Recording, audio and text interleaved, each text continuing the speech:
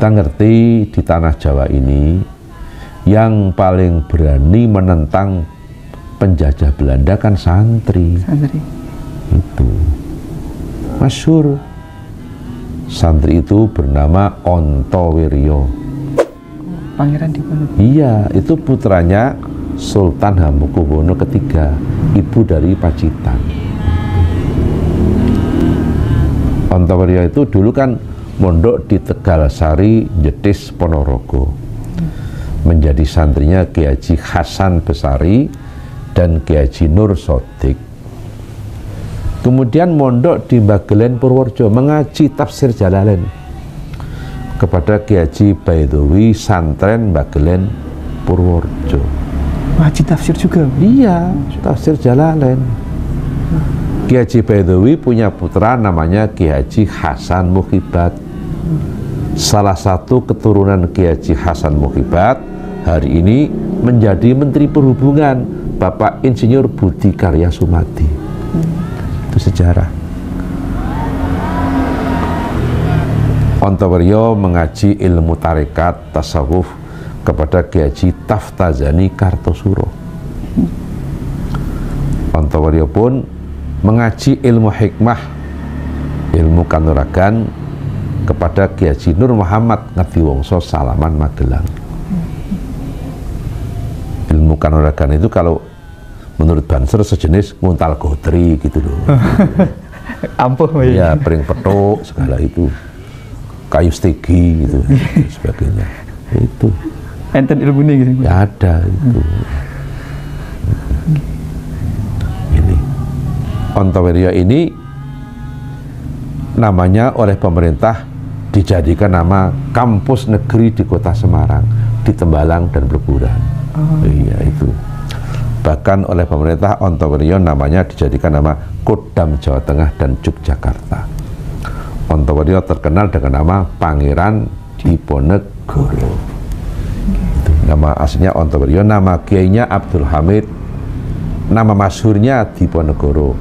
Adapun nama lengkapnya Kiai Haji Kanjeng Bendoro Raden Mas Ontowiryo Abdul Hamid Mustahar Heru Cokro Senopati ing Ngalogo Sayyidin Panatagomo Amirul Mukminin Khalifatullah Tanah Jawi Pangeran Diponegoro Pahlawan Gua Selarong. Itu nama lengkapnya. Masya Allah.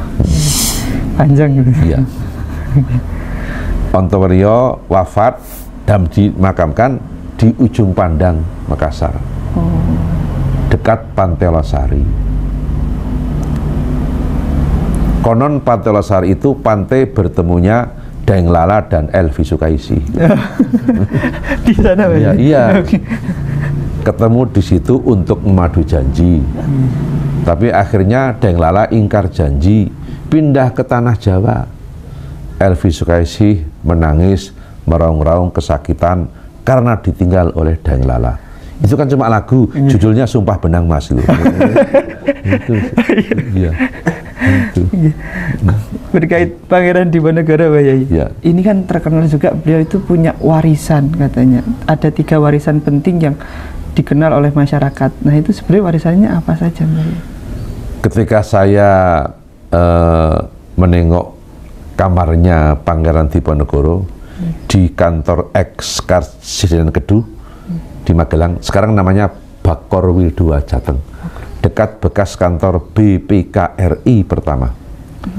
Diponegoro punya 3 peninggalan, Al-Quran, Tasbih, dan kitab Fathul Qorib.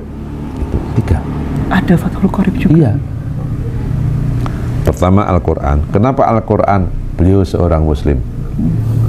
Yang kedua Tasbih. Kenapa Tasbih?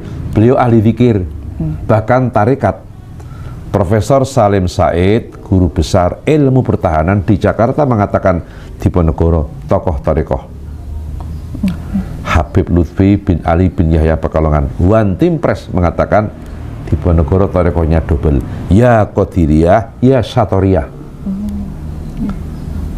Peninggalan yang ketiga kitab Fathul Qorib, kitab madhab Syafi'i, maka Diponegoro bermadhab Syafi'i. Tarawihnya 20 rakaat, subuhnya pakai kunut, Jumatannya 2 kali adzan, sholatnya pakai usoli. Habis sholat baca wirid. Kalau bulan Sa'ban sadranan gitu. Ini Ahlus Sunnah wal Jamaah itu di Ponorogo. NU berarti. Ya, kalau sekarang NU. Oh, sekarang. Sekarang NU. Iya. Ada anak putri menjadi santrinya seorang ulama besar, jadi tokoh, menjadi pendekar bangsa, Harum namanya, tapi namanya bukan Harum. Oh, Harum namanya. Iya. Kan di Mayong Jepara ada kiai namanya Kiai Madirono. Kiai Madirono. Ya, punya istri bernama Bu Aminah, punya anak putri bernama Ngasiroh, dinikah Bupati Jepara, punya anak putri rajin ngaji namanya Kartini. Kan gitu.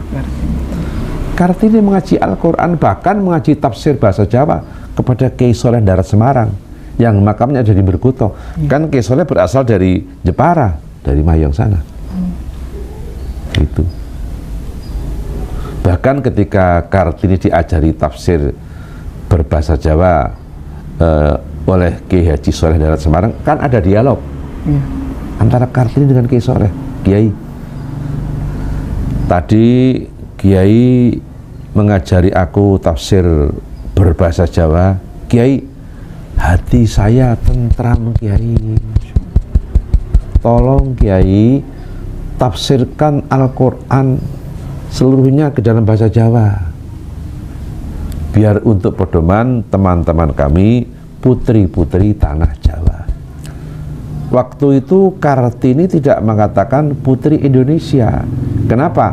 Pada zaman Kartini nama Indonesia belum lahir. Yang ada Jawa Dwipa, Nusantara, Kalimantan belum ada, yang ada Borneo, Sulawesi belum ada, yang ada Salebes, Jakarta belum ada, yang ada Sunda Kelapa, Sumatera belum ada, yang ada Andalas.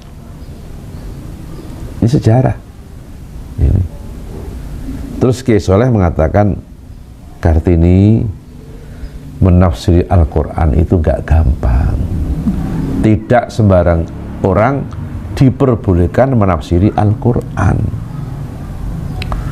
Orang boleh menafsiri Quran, syaratnya punya ilmu bantu tafsir yang lengkap, dari gramatika Arab, nahwu, sorob, batik, ma'ani, bayan, muhasinatul kalam, nasyih mansuh, asbabul wurud, asbabun nuzul, dan sebagainya, baru diperbolehkan menafsiri Al-Quran.